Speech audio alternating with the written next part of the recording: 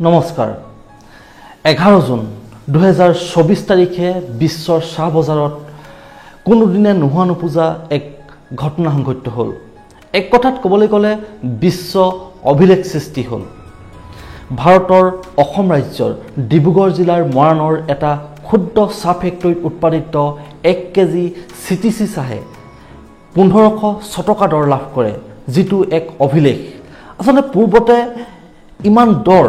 কোনো চিটিচি চাহে বিশ্বত লাভ কৰা নাছিল।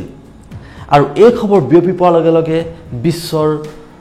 বৃহৎ পুঁজিপতি চাহ গোষ্ঠীৰ চকু থৰ হৈ ৰ'ল। আৰু এই চাহ প্ৰস্তুত হৈছিল মৰাণৰ, ডিব্ৰুগড় জিলাৰ মৰাণৰ যি LK টি কোম্পানী নামৰ এটা কলঘৰত। আৰু সেই টি কোম্পানীৰ উৎপাদিত সুখমল টি ব্ৰেণ্ডৰ চাহে এই অভিলেখ কৰিবলৈ সক্ষম হয়। আমাৰ চাহটোৰ নাম সুখমল। 1506 টকা। বিজনেছ কৰা দুটাই বিজনেছ মডেল আছে পৃথিৱীত। এটা হ'ল আপুনি হাই ভলিউম ল' মাৰ্জিন বিজনেছ কৰিব পাৰে, যিটো হ'ল কমডিটি বিজনেছ। ছেকেণ্ড হৈ গ'ল ল' ভলিউম হাই মাৰ্জিন। 2011 চনৰ পৰাই আমাৰ এইটো আছিলে যে আমি ল' ভলিউম হাই কোৱালিটি বিজনেছ কৰিম। আমি একদম ডেডিকেটেড, আমি নিজৰ প্ৰিন্সিপল কোনদিন চেঞ্জ কৰা নাই। 2009 চনত আমি মেনুফেকচাৰিং ষ্টাৰ্ট কৰিছোঁ, আজি 2024 হ'ল। এতিয়ালৈকে আমাৰ ছিংগল লাইন চিটিচি চলি আছে। আপোনালোকে দেখিলে এটা লাইন। বেলেগ মানুহে আমাৰ লগত ষ্টাৰ্ট কৰা আজি 3টা-4টা লাইন চিটিচি কৰি আছে। বছৰ প্ৰডাকশ্যনটো বঢ়াই গৈ আছে। কোৱালিটিলৈ কোনো তেওঁলোকৰ কনচিয়াছ নহয়। Quality improvement. আৰু এইটো মোৰ টীমটো, আমাৰ গোটেই টীমটো আমাৰ সেইটো প্ৰিন্সিপল হয়। আৰু এইটো সঁচা কথা ক'বলৈ 14 বছৰৰ তপস্যা। কোৱালিটি আমি আগতেও বনাইছোঁ, ৰিকগনাইজেশ্যন হ'বলৈ কিন্তু সময় লাগে। কালি অৱশ্যে ভবাতকৈ বেছিয়ে প্ৰাইচ পালোঁ। ইমানটো ভবা নাছিলোঁ। আমি 800 মান পাম বুলি ভাবিছিলোঁ। চাহটো ভাল বুলি জানিছিলোঁ খুব। আমি যেতিয়াৰ পৰা বিজনেছ কৰিছোঁ এটাই আছিলে যে অসমৰ চাহৰ নাম্বাৰ 1 মাৰ্কটো অসমৰ থলুৱা মানুহৰ হ'ব লাগে। মোৰ সেইটো একদম দৃঢ় এটা হেৰি আছিলে। আৰু সেইটোতেই লাগি আছোঁ এই 14 বছৰ। চাইণ্টিফিক এটা প্ৰচেছ হ'ব লাগে। চাইণ্টিফিকেলি আমি কেমিকেলটো এটা উইদিন লিমিট অপকাৰ নকৰাকৈ কেনেকৈ ব্যৱহাৰ কৰিব পাৰোঁ সেই নিয়মেৰে চলিব লাগে। FSSAই নিয়ম বান্ধি দিছে, TRA টোকলাই ৰিচাৰ্চ চেণ্টাৰে নিয়ম বান্ধি দিছে। আমি একদম নিয়মৰ মাজেৰে চলোঁ যাতে আমি কমপ্লাইণ্ট হয়। আমি বছৰেকত যোৱা বছৰ 4,70,000 কেজি চাহ বনাইছিলোঁ। আমাৰ এভাৰেজ আছিলে যোৱা বছৰ 432 টকা। গুৱাহাটী অকশ্যনত আমি নাম্বাৰ 1 আছিলোঁ, কলিকতাত আমি নাম্বাৰ 2 আছিলোঁ। সুখমল টিয়ে গুণগত মান সম্পন্ন চাহ উৎপাদনত গুৰুত্ব প্ৰদান কৰি আহিছে। আৰু সেইবাবে সুখমল টিয়ে গুৱাহাটী চাহ নিলাম কেন্দ্ৰটো ইতিপূৰ্বে কেইবাবাৰো অভিলেখ সংখ্যক দৰত তেওঁলোকে চাহ বিক্ৰী কৰিছে। আমি যদি সুখমল টি কোম্পানীৰ ইতিহাস জানিব বিচাৰোঁ, তেতিয়াহ'লে আমি পিছলৈ ঘূৰি চাব লাগিব। এসময়ৰ মৰাণৰ প্ৰখ্যাত ক্ষুদ্ৰ চাহ খেতিয়ক লিখক কোচ, এগৰাকী বিশিষ্ট ক্ষুদ্ৰ চাহ খেতিয়ক, লগতে চাহ উদ্যোগপতি, যিগৰাকীয়ে 1997 চনত এটা কোম্পানী স্থাপন কৰিছিল LK টি কোম্পানী নামেৰে। আৰু তাৰ পাছত 2009 চনৰ পৰা এই কোম্পানীটোৰ দায়িত্ব গ্ৰহণ কৰে তেওঁৰ বৰপুত্ৰ ভাস্কৰ হাজৰিকাই। আৰু ভাস্কৰ হাজৰিকাৰ বৰ্তমান পৰিকল্পনাতে বা তেওঁৰ নীতি নিৰ্দেশনাতে এই সুখমল টি কোম্পানীটোৱে বিশ্বৰ চাহৰ বজাৰত এক নাম কৰিবলৈ সক্ষম হৈছে, প্ৰতিষ্ঠা লাভ কৰিবলৈ সক্ষম হৈছে। আৰু এই কোম্পানীটোৰ যি কেঁচা চাহপাত, সেই কেঁচা চাহপাত আপোনালোকে জানি ভাল পাব যিসকল যোৰহাট মৰিয়নিৰ অসম নাগালেণ্ড সীমান্তৰ নাগাজাংকা চাহ বাগিচাৰ পৰা তেওঁলোকে চাহপাত লৈ যায়, যাৰ দূৰত্ব নাগাজাংকা চাহ বাগিচাৰ পৰা মৰাণলৈ তেওঁলোকৰ দূৰত্ব হয় প্ৰায় 150 কিলোমিটাৰ ওচৰা-ওচৰি হয়। প্ৰায় এই দূৰত্ব অতিক্ৰম কৰিবলৈ তেওঁলোকক 4 ঘণ্টাৰ সময় লাগে। যিহেতু নাগাজাংকা চাহ বাগিচাৰ যি ভূমি, চাহ গছৰ যি ভূমি, সেই ভূমি এক কোৱালিটি আছে, আচলতে গুণগত মান আছে, যাৰ কাৰণে তেওঁলোকে উৎকৃষ্ট মানৰ কেঁচা চাহপাত উৎপাদন কৰিবলৈ সক্ষম হৈছে। আৰু যাৰ ফলত এই সুখমল চাহ প্ৰস্তুত কৰাত কিন্তু এই কেঁচা চাহপাতৰ যি গুণগত মান কিন্তু বহুতখিনি নিৰ্ভৰ কৰে। আৰু আমি নাগাজাংকা চাহ বাগিচাত উপস্থিত হৈছিলোঁ আৰু তাৰ পৰিচালকৰ লগত কথা পাতি আচলতে তেওঁলোকে কেনেদৰে উৎকৃষ্ট চাহ উৎপাদন কৰিবলৈ সক্ষম হৈছে এই বিষয়ে আমি জানিবলৈ চেষ্টা কৰিছিলোঁ। আপোনালোকক সেই যি কথোপকথন, আমাৰ যি সাক্ষাৎকাৰ আপোনালোকক আগবঢ়াই দিছোঁ।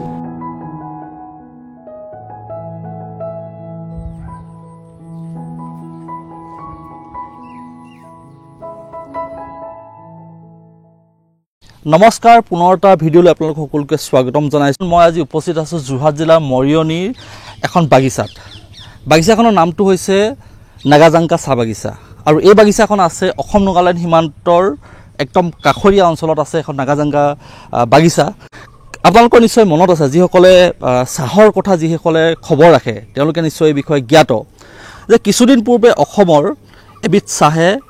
নিলাম বজাৰত কলিকতাৰ নিলাম বজাৰত ভাল দাম পাইছিল 1500 টকা দাম পাইছিল মৰাণৰ সুখমল নামৰ যিবিধ চাহ কলিকতাৰ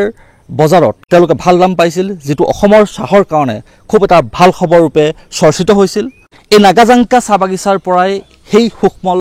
চাহ প্ৰস্তুত কৰিছিল এই বাগিচাখনৰ পৰিচালক আছে যিজন পৰিচালকৰ তত্ত্বাৱধানত এনে ধৰণৰ ভাল পাত উৎকৃষ্ট মানৰ চাহপাত তেওঁলোকে প্ৰস্তুত কৰিবলৈ সক্ষম হৈছিল আৰু কেনেদৰেনো আচলতে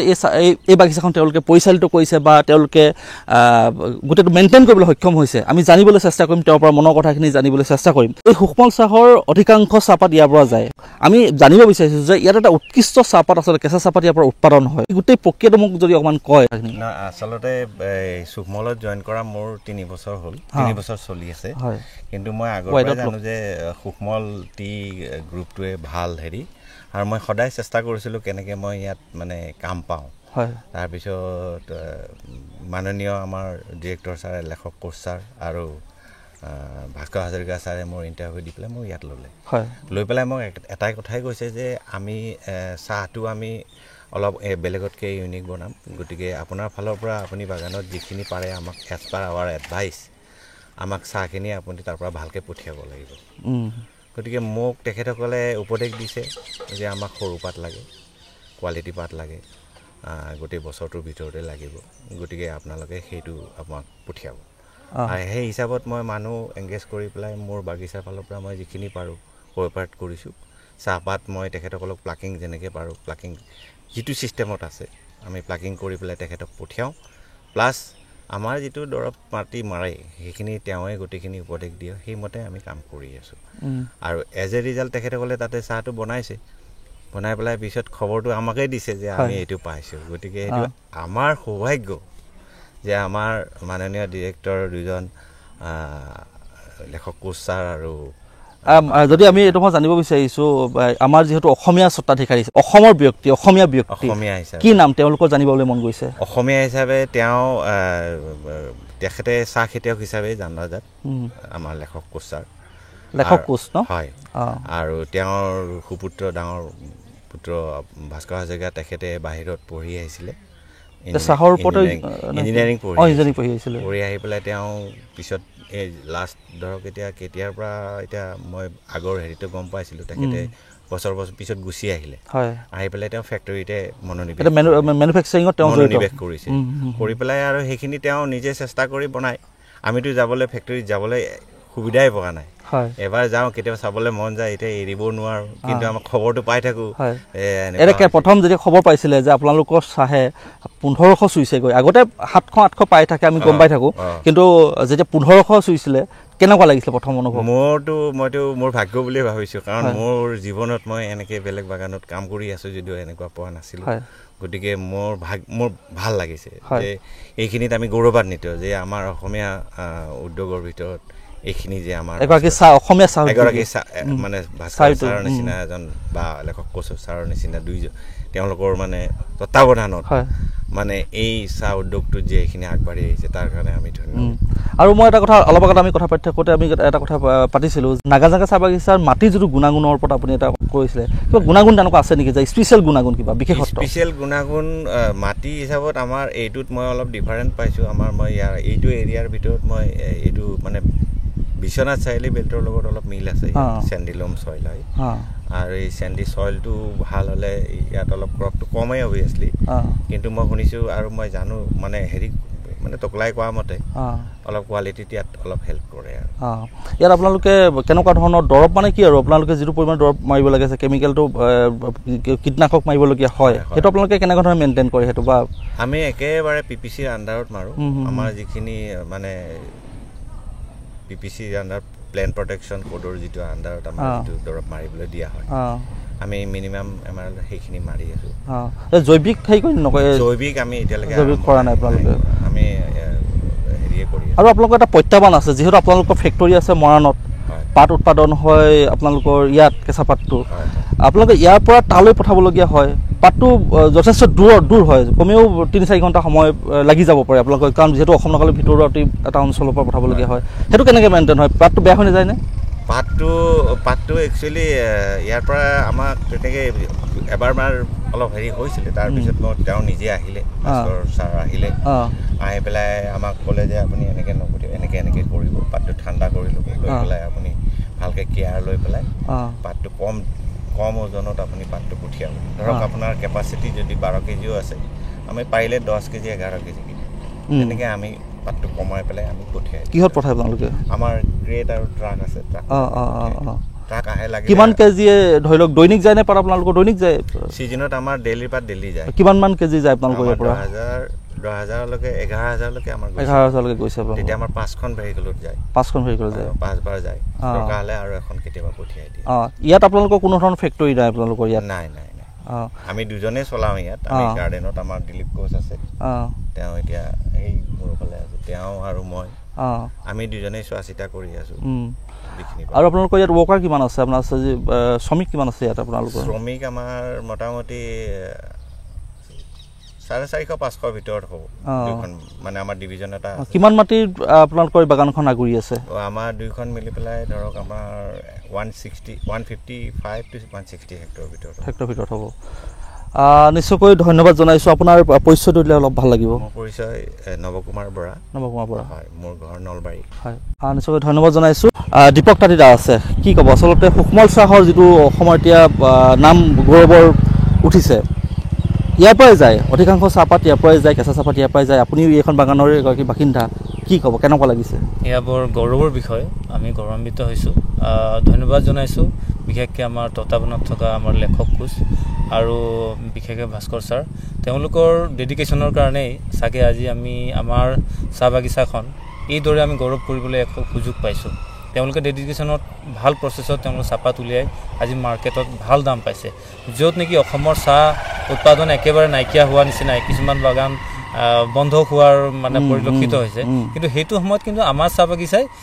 ইয়াত ফেক্টৰী নাই নথকা স্বত্তেও ইয়াৰ পৰা 4 ঘণ্টাৰে পাত তেওঁলোকে নি যিবিলাক বাধা নেওচি তেওঁলোকে ইমান ধুনীয়াকৈ পাত উলিয়াই কোৱালিটি পাত উলিয়াই দাম পাইছে ইয়াৰ বৰ ডাঙৰ কথা আৰু ইয়াৰ ক্ৰেডিটটো মই ভাবোঁ আমাৰ নাগাজাংকা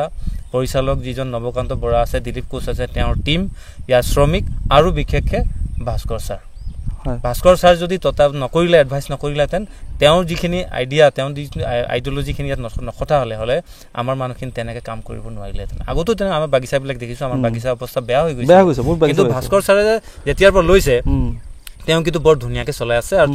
তেওঁৰ ডেডিকেশ্যনতে আমি এই গৌৰৱ কৰাৰ এটা সুবিধা পাইছোঁ আৰু মই এই চাহ বাগিচাৰ ল'ৰা মোৰ মা দেউতাও ইয়াতে কাম কৰিছিলে এই চাহপাতৰ পৰাই মই খাই ডাঙৰ হোৱা নিচিনা কথা গতিকে মই আজি খুব সুখী হৈছোঁ যে মোৰ চাহ বাগিচাও কেতিয়াবা নাম কৰিব পাৰিব ভবা নাছিলোঁ আজি কিন্তু হ'ল তাৰ কাৰণে মই ভাস্কৰ দাক বিশেষভাৱে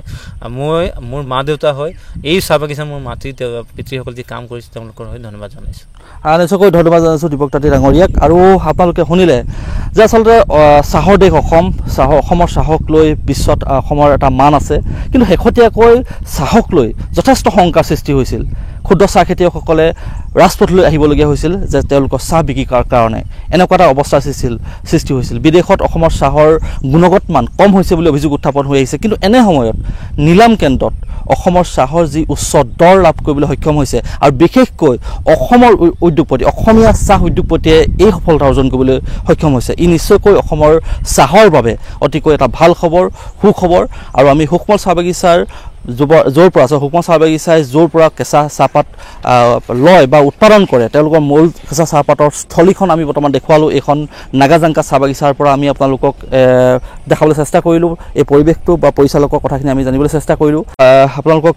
সুকমল চাহৰ আচলতে আঁতিগুৰিখিনি আপোনালোকক যিমান পাৰোঁ জনাবলৈ চেষ্টা কৰিলোঁ যদি ভিডিঅ'টো উপযোগী বুলি ভাবিছে তেতিয়াহ'লে আপোনালোকে লাইক কৰিব কমেণ্ট কৰিব আৰু মোৰ চেনেলটো ছাবস্ক্ৰাইব কৰি দিব ধন্যবাদ আমি জানিবলৈ চেষ্টা কৰিম তেওঁৰ পৰা মনৰ কথাখিনি জানিবলৈ চেষ্টা কৰিম প্ৰথমতে মই দাদা আপোনাক প্ৰথমে মোৰ চেনেললৈ স্বাগতম জনাইছোঁ যিহেতু আপুনি সুকমল চাহৰ এজন আচলতে জড়িত ব্যক্তি যিহেতু এই যিটো চাহৰ এতিয়া কথা শুনিছোঁ যে অসমৰ চাহে ভাল এটা পৰ্যায়ত গৈছে 1500 টকা দাম পাইছে